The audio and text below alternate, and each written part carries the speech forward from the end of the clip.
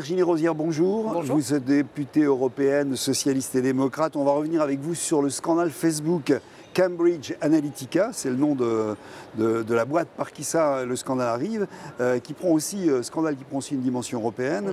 Le Parlement en débat d'abord, le Parlement européen, et puis les députés ont demandé, je le rappelle, on en reparlera tout à l'heure d'ailleurs un peu plus en détail, au patron de Facebook, Mark Zuckerberg, de venir s'expliquer devant le Parlement européen. Oui. Alors peut-être est-ce qu'on peut rappeler quelques mots sur l'affaire elle-même. En deux mots, un cabinet britannique en gros, Cambridge Analytica, on vient de le dire, a siphonné par l'intermédiaire d'ailleurs d'un de ses sous-traitants, pour être plus précis, les données personnelles d'utilisateurs Facebook et des amis de ces utilisateurs, ce qui est tout simplement interdit pour l'instant. Utilisation donc abusive de données personnelles qui concerne au bas mot, on parle de 87 millions, mais on serait sans doute très loin du compte. C'est au moins 87 voilà, millions. Évidemment, les personnes concernées ne le savaient pas. Facebook reconnaît que, en plus, les informations potentiellement de tous les utilisateurs de Facebook, de plus de 2 milliards de personnes sur la Terre, à un moment ou à un autre, aurait pu être utilisé sans l'avis des titulaires du compte pour être utilisé par un organisme tiers. En deux mots quand même, à quoi ça sert cette masse incroyable de données que certaines boîtes siphonnent et mettent à gauche? Qu'est-ce qu'on en fait?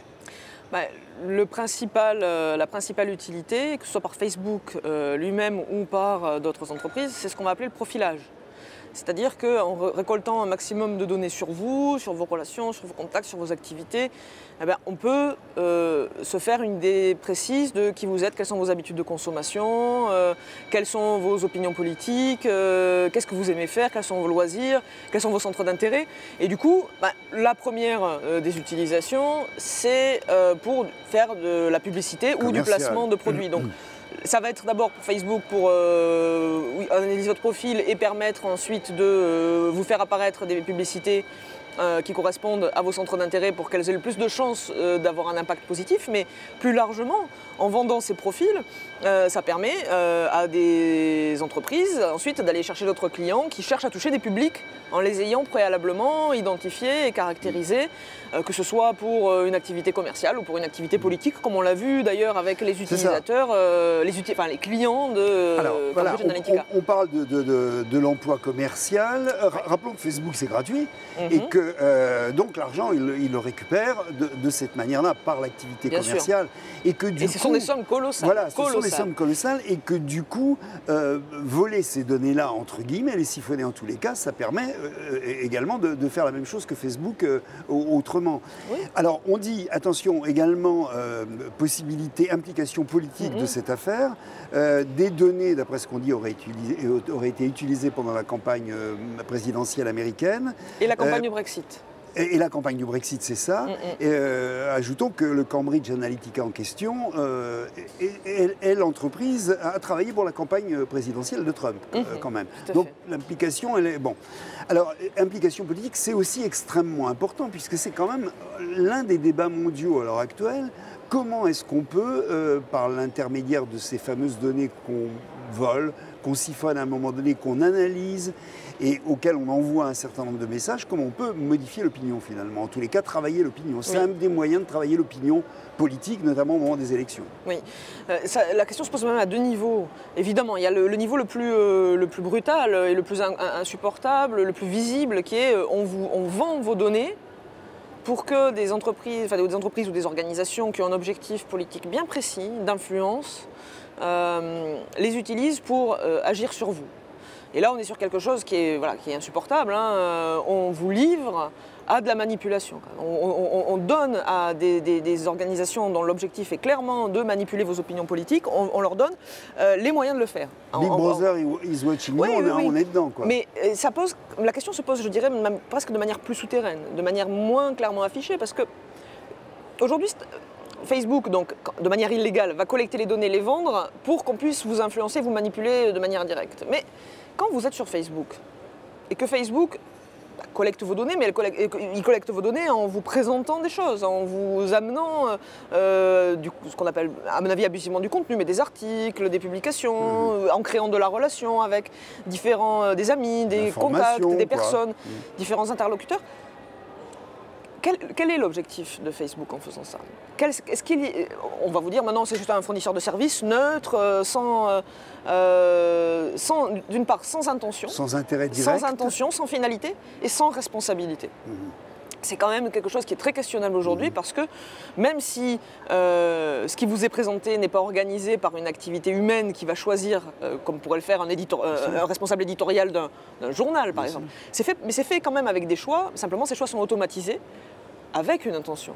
L'intention, elle va être de collecter le maximum de données, de vous faire rester le plus longtemps possible sur la plateforme, donc de vous présenter des contenus qui sont ceux qui vous correspondent, mais c'est pas neutre, c'est pas vrai que c'est neutre. Il y a une intention, il y a un objectif qui est de maximiser les conditions dans lesquelles Facebook va pouvoir développer son activité. Tout est paramétré par quelqu'un au départ. De toute façon, les algorithmes, ils sont bien programmés par quelqu'un, c'est sûr. Alors, le Parlement européen, on le disait tout à l'heure, a demandé au patron de Facebook de venir s'expliquer devant les députés européens.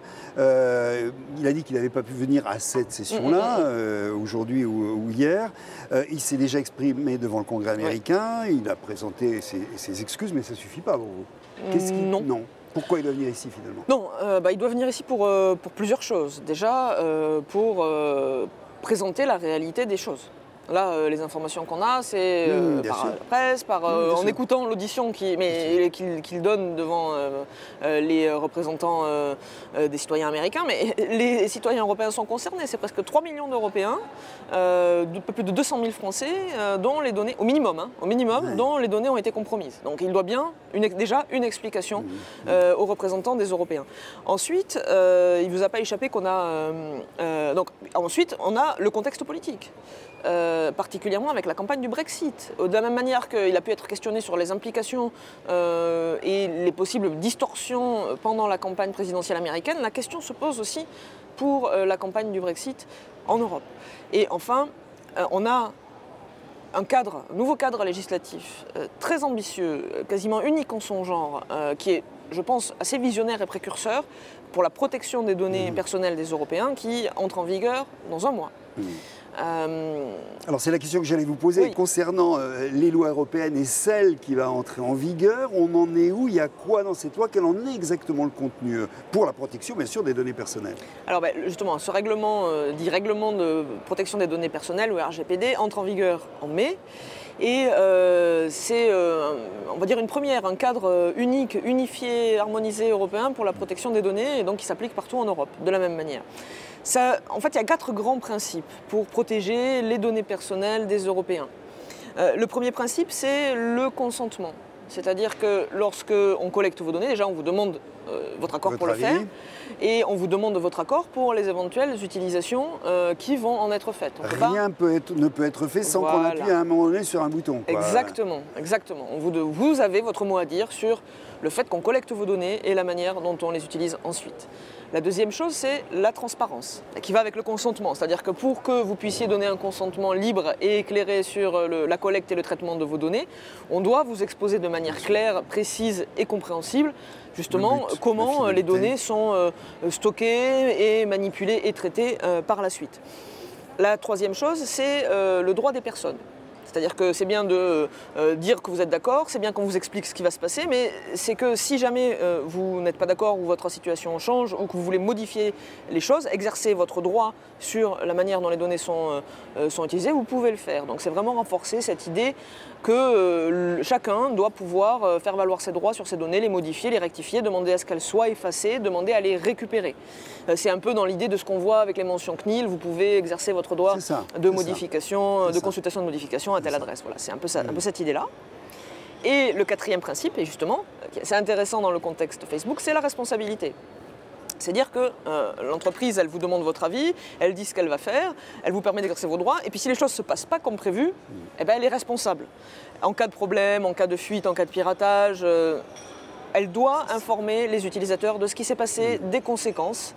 Et si jamais, de toute façon, il y a des problèmes et un préjudice, eh bien, elle est aussi tenue pour responsable et elle doit être en mesure de réparer ce préjudice. Alors, est-ce que ces précautions-là et cette loi-là est suffisante à votre avis? Est-ce que ces éléments-là sont suffisants pour protéger les données personnelles des utilisateurs, à votre avis? Sur le plan du droit, oui.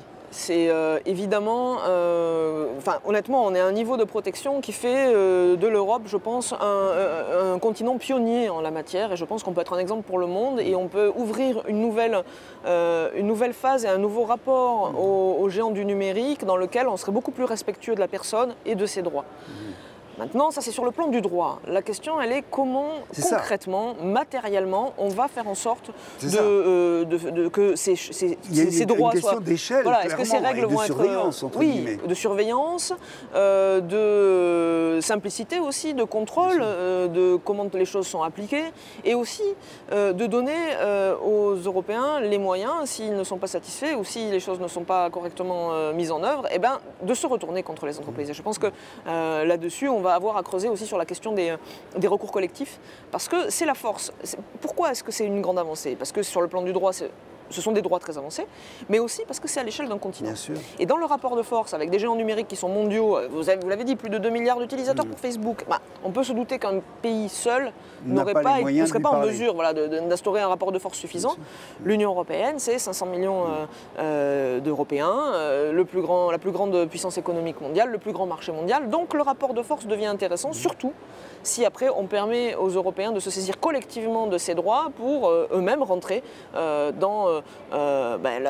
les faire valoir dans leurs relations collectivement avec les géants du numérique. Donc fondamental que le patron de Facebook, Mark Zuckerberg, vienne ici s'expliquer un peu quand même devant les représentants. Il le doit bien aux Européens et à leurs représentants. Devant les représentants des pays européens. J'allais dire, quels sont les points très précis quand même sur lesquels vous allez le titiller? Parce qu'il faut des réponses quand même à ce qu'on est en train de dire là. Il ne suffit pas simplement de dire on fait des lois. Il faut qu'en face de vous, l'un des géants du numérique mondial dise bah oui, je le fais pas. Enfin, comment vous voyez les choses? Précisément sur quoi vous allez lui demander? Je pense qu'on va l'attendre effectivement, mais on va vouloir des réponses précises et concrètes sur la mise en œuvre du règlement de protection des données personnelles. D'ailleurs, il s'est déjà exprimé là-dessus ou pas? Non, pas directement. Donc simplement, ce qu'on voit, c'est que alors, on est toujours dans la même rhétorique, le même discours qui est on est désolé, effectivement on a fait une erreur, mais on va la corriger. Mais simplement, c'est pas le premier scandale, c'est pas le premier problème avec Facebook. Ça fait depuis le début des années 2000 que régulièrement, tous les 2-3 ans, il y a un problème, il y a des fuites, il y a des questions d'atteinte à la protection des données personnelles. Et à chaque fois, c'est on est désolé, mais on va s'améliorer. On apprend de nos erreurs, on s'améliore. Il faut croire que non. Donc là, on a besoin de rentrer quand même dans une autre logique qui est un peu moins complaisante et un peu plus exigeante vis-à-vis de Facebook. Donc on attendra des réponses concrètes et puis maintenant on a un instrument juridique qui permet d'aller, le cas échéant, jusqu'à la sanction. Et je pense que ce sera un message très fort à faire passer. Il faudra derrière que les gouvernements et la Commission soient fermes aussi. On sera intransigeant. Et tout ce qui ne respectera pas le droit européen fera l'objet de sanctions, le cas échéant, si jamais c'est nécessaire. Ce n'est pas une bataille perdue, donc, selon vous, parce que les gens se posent la question en disant le nombre de données qui circulent est tel et ça circule par tellement de canaux que ça paraît strictement, on le disait presque tout à l'heure, ça paraît strictement impossible de contrôler tout ça, vu l'échelle numérique à laquelle on se situe. On parle de Facebook, il y en a d'autres. Non, mais c'est pas une bataille perdue. On peut, vous pensez... C'est une bataille difficile, mais on n'a pas des tonnes de leviers pour faire bouger les choses. On a le droit et, quelque part, la force de l'argent. Et les deux vont ensemble, c'est-à-dire qu'on crée du droit, donc déjà on fixe un cadre, on fixe des règles et ça permet de dire de quel côté vous vous trouvez par rapport à la règle, du bon ou du mauvais. Ce qui est déjà quelque chose. C'est pas pour ça que je vous rejoins, une règle en soi ne garantit pas qu'elle est appliquée. Mais après, ça donne aussi des leviers et c'est pour ça que moi je pense qu'il faut vraiment aussi qu'on travaille sur des questions de recours collectif européen pour que si la règle n'est pas respectée, derrière, l'impact financier et l'impact d'image soit plus fort que ce qu'il a pu être aujourd'hui.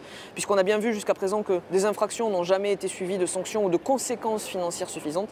Là, on doit pouvoir déplacer le curseur du rapport de force pour que ce ne soit pas uniquement une exigence juridique qui fasse changer les choses, mais aussi, quelque part, les géants du numérique qui intègrent d'eux-mêmes ces exigences parce qu'ils ont plus à y perdre, à ne pas les respecter qu'à les contourner ou à les enfreindre. Ça nous dit aussi, cette affaire, vous êtes en train de le dire d'une certaine manière, ce que sont devenus les fameux GAFA.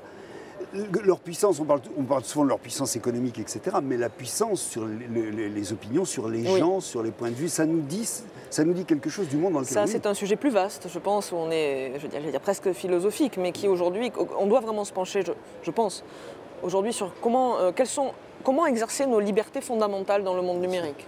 Le consentement, l'exercice de sa liberté de conscience, comment est-ce qu'on peut avoir un choix éclairé, comment est-ce qu'on peut accéder à une perspective d'émancipation, comment est-ce qu'on fait ses propres choix. Qu'est-ce qu'est de la propagande, l'exercice de ces libertés individuelles dans le monde numérique face à des puissances qui ne sont plus des États, qui ne sont plus des puissances à proprement parler politiques, même si on peut questionner justement leurs intentions, et qui sont des puissances économiques mondiales, sans réel contrôle, sans réel levier. Mais ça, je pense que c'est un débat qui nous entraînerait loin et qui va un peu plus loin que la protection des données personnelles, mais je pense que ce premier pas est une brique importante justement pour construire ces libertés fondamentales. La prophétie d'Orwell dont on parlait tout à l'heure, on n'en est pas loin, on est en plein dedans. Mais il y a une prise de conscience, je trouve, et donc peut-être qu'on... Mais de sa part aussi, d'ailleurs, au départ. Tout à fait. Virginie Rosière, merci beaucoup. Merci à vous. Au revoir. Au revoir.